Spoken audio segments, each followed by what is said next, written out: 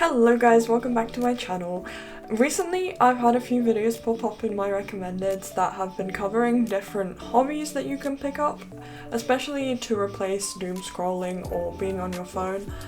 As a ADHD hobby hopping person, I have collected many hobbies, and today I'm going to share 10 of them with you.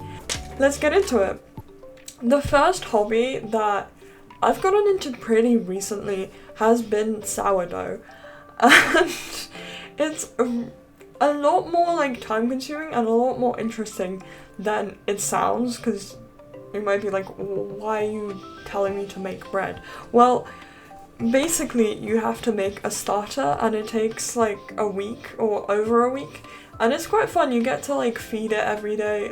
It becomes part of your routine. It's a bit like having a pet, and I found it really relaxing, and yeah, you end up with some really nice bread at the end, or you can make loads of other things with it as well, and it's just really rewarding having made something completely from scratch. Hobby number 2, I've not seen many people talk about, but it's doll repainting. I used to do this back in the day and it was really fun. It's a hobby for someone that wants something a little bit more long term maybe. So a project you can work on maybe after work or after school. In addition, it requires like multiple different skills. So if you're someone who gets bored of doing a lot of one certain type of craft, this can be really fun because you get to paint, you get to sew, you get to do something quite repetitive if you're gonna redo their hair. Hobby number 3 is painting. As you can see, I have been doing this one recently. I just think painting is quite a nice hobby if you want to do something for a little while and you want to have that kind of space. It's similar to going to a class or like yoga or some kind of other club, because you have to get all of those items together and kind of get in the zone. It kind of takes you out of your everyday life and you get to focus on this one project.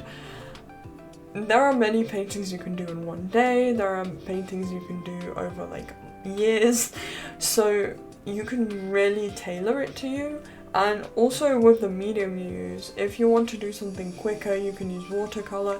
If you want to do something more long term, you can use oil paint, and you can really customize it to yourself. Hobby number 4 is doing your own nails. Now, I'm really bad at this one, but I really enjoy it. It's really rewarding. It's a bit of me time, a bit of self-care, and I have gotten better at it.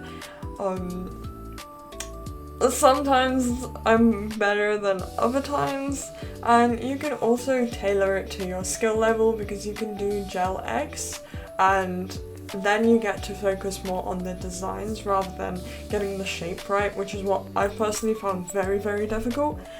And it's very therapeutic, similar to painting where you kind of have to get in the zone, get all your supplies out, kind of ground yourself.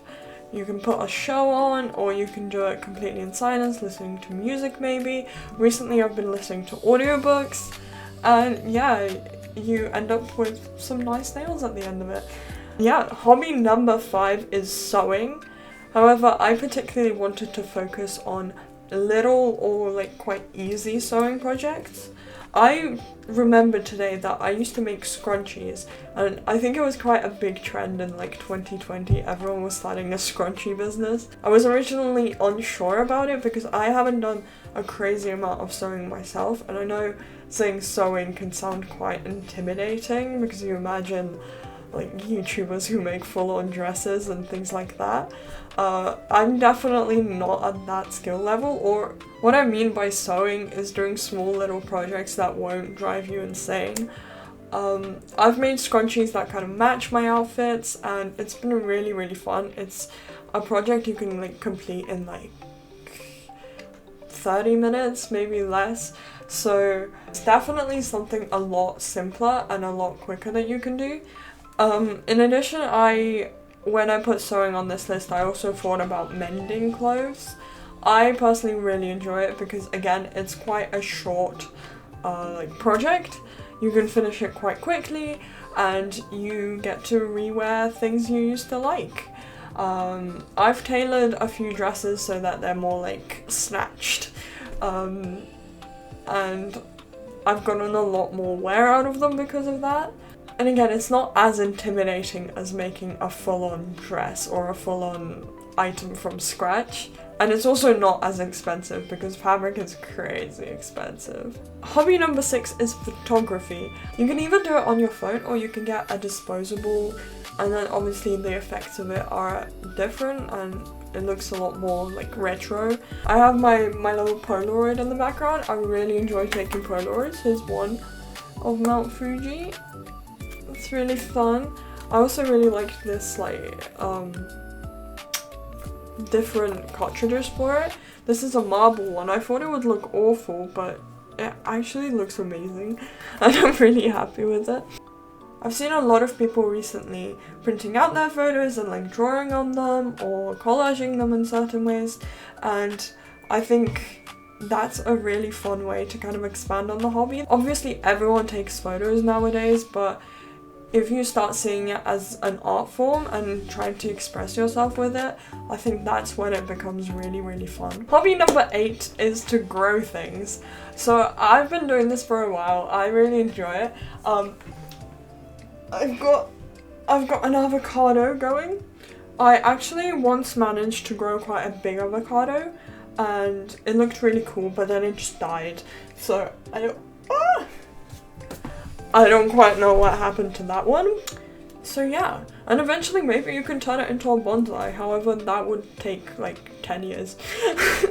But number 9 is to do different classes or engage with your community, and this doesn't have to be super expensive. Recently I've been going to some live drawing classes and I've really enjoyed those, and they might seem a bit intimidating to people. It's like a really like art thing to do.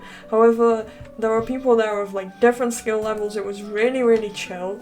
And yeah, if you think it's weird, you won't think it's weird like 5 minutes in.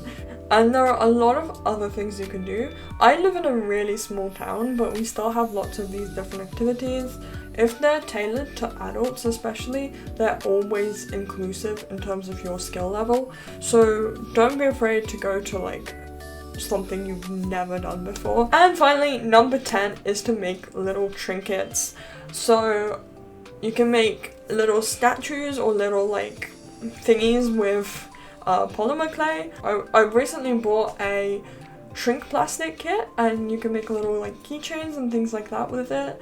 I think this hobby is great because it allows you to customize your items and also express your creativity and create maybe little character designs or little doodles. You don't have to be good at drawing for your like artwork to be good. Okay, that's everything I had for you guys today. Hopefully you find something interesting. Let me know in the comments if you try out any of these hobbies, and thank you so much for watching. Bye bye.